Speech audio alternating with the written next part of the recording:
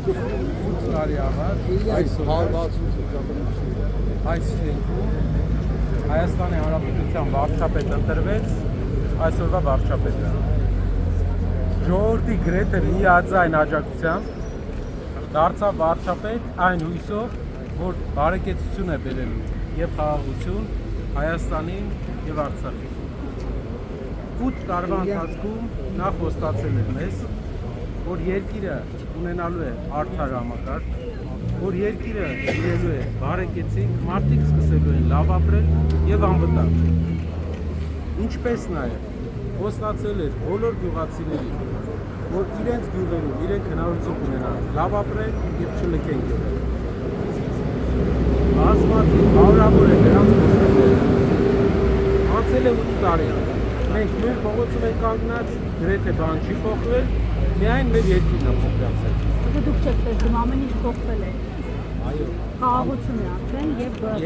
զարգանում է։ Խաղաղություն խոսք տալով բերեց 3 պատերազմ։ Բարեկեցություն խոսք տալով բոլորի վրա վերցրեց $10,000 ամեն ընտանիքի վրա վարկ։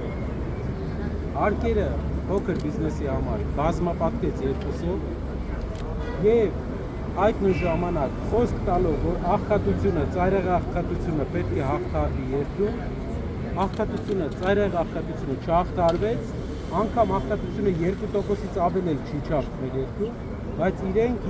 այս ընթացքում միլիարդավոր պարգևաճարներ բաժանեցին, իրենց ամբողջ շրջապատին գործի տեղավորեցին, ՀՊԱ-ականները բոլորը պաշտոններ ստացան։ 8 տարվա ընթացքում հեղափոխությունից հետո, մարդկանց հույսերից հետո շահել է մի խմբակ։ Իսկ հայ ժողովուրդը